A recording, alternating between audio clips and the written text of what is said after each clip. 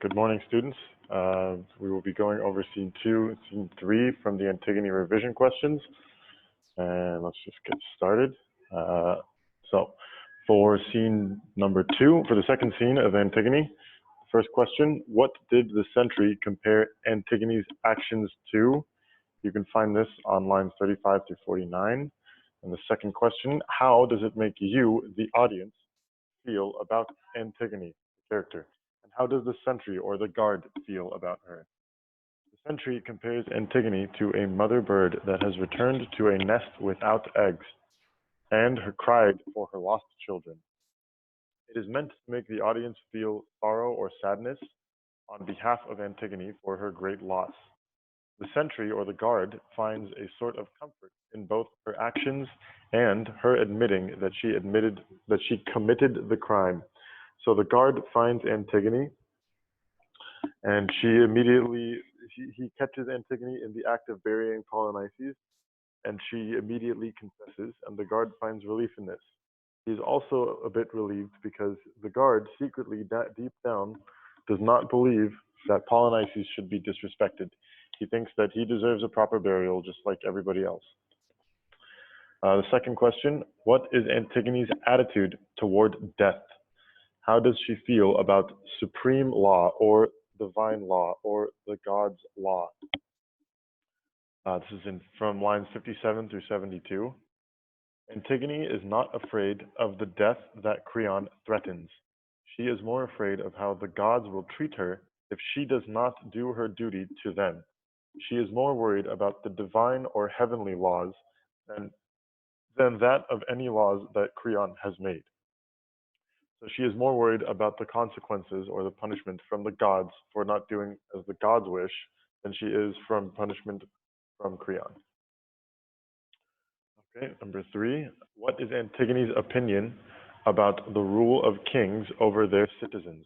This is in lines 94 through 102. Antigone does not like listening to Creon or hearing his voice. She believes that she should be praised for what she has done, and that he, Creon, should be condemned or punished for the law that he made in the first place.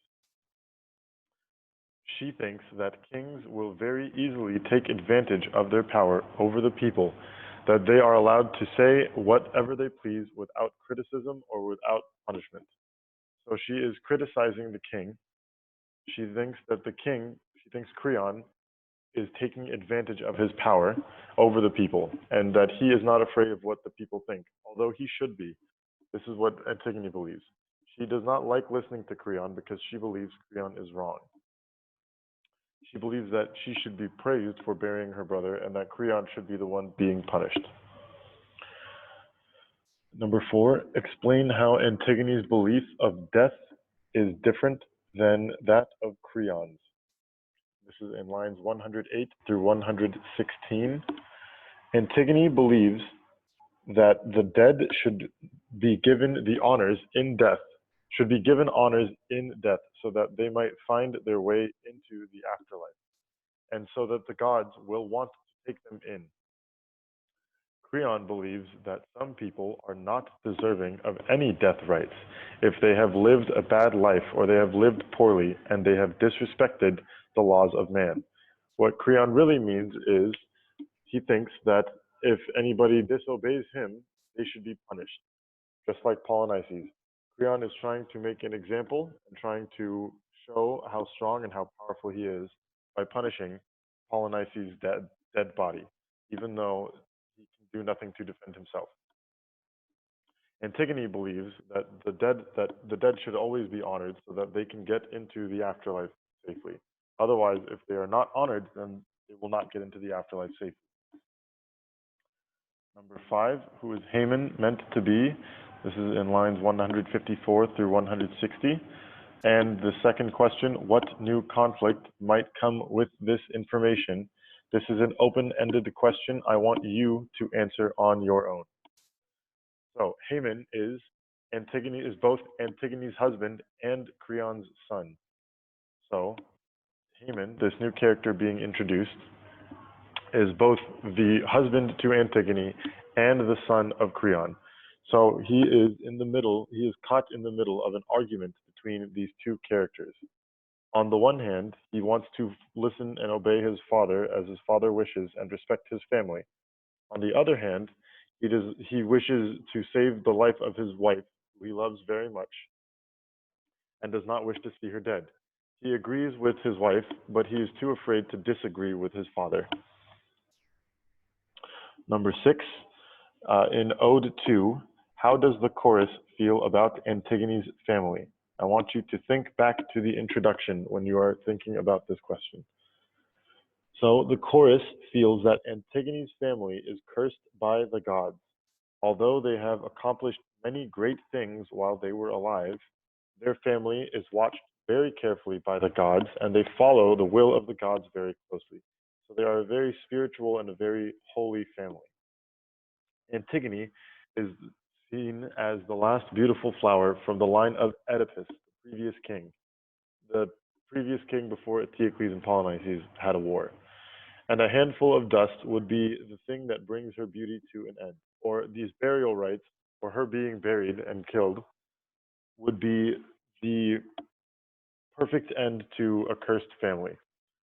I just want to briefly bring up right now, this family is cursed because Oedipus, who is the father of Antigone, as well as the father of Ismene, and the two brothers who killed each other in battle, Polynices and Eteocles, was the previous king.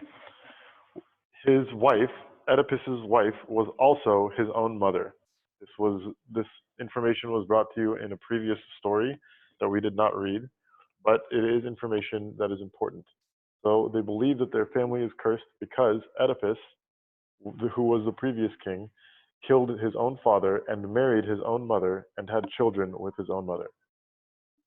And that's who the children are in this, the main characters in this story are the children of this cursed family. In number 7, in Ode number 2, how does the chorus feel about Creon? By this time, the chorus believes that Creon is an arrogant man who is full of pride in himself and believes that he is always right. They believe he is foolish to think that his law is higher or more important than that of divine law. Okay, scene 3, the next part. How does Creon feel about family? Creon believes that family should obey the rules made by the head of the family, or the father. He believes his children should be subordinate. His children should listen to him and listen to what he says and agree with him completely. Now, I want to take a moment to remind you, in scene 1, he believes that friendships are not as important as following the law. So, when it comes to family, he believes that loyalty to the family is more important than personal relationships. In this case, what Creon is really saying is that he is always correct and everybody should always agree with him and listen only to him. He is very arrogant and full of himself. Number 2, what does Creon think about the government and his job as the king? This is in lines 35 through 44. Creon believes that the government should not have critics, especially from common people that do not know what it takes to be a ruler or to be a king. He believes that his job as a king is to rule over people and tell them what to think and what is good for them. And if people disobey the law, then they do not belong in his civilized society. The next question, what does Haman think about the government and his father as the king?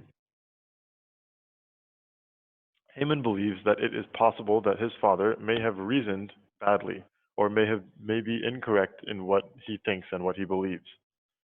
He is making a mistake in his thinking and in his judgment.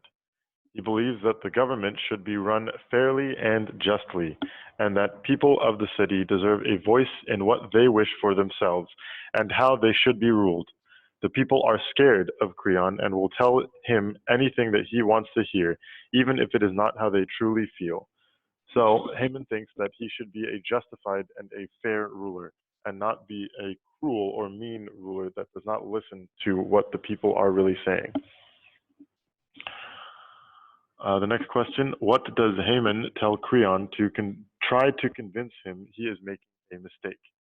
Haman tells his father that their relationship is the most important thing to him. He is trying to tell his father, Creon, that he does not wish to fight against him, but that a man who believes he is always right and never listens to criticism or listens to others, someone who never yields to reason or follows reason, is a man that is doomed to fail, or somebody that is going to do poorly. So he says, if you do not listen to others and you think that you are always correct, then something bad will happen. It is important to listen to the voice of others when people are trying to help you. The next question, how does Haman think his father's rule as the king will end? Haman believes that his father's rule as the king will end with the death of many people, and that Antigone's death will cause many other people around her to die as well. And the last question, how do the people of Thebes feel about Creon's decision to punish Antigone? How do they feel about Antigone's actions, according to Haman? The Theban people, or the people of the city, feel that Creon's punishment of Antigone is unjustified or unfair and is not right, but they are too afraid to say anything to Creon for fear of being punished themselves. They feel that Antigone's actions were noble and justified by the gods, and that what she did is praiseworthy and should not be punished. Enough for now. We will continue this in the next lesson.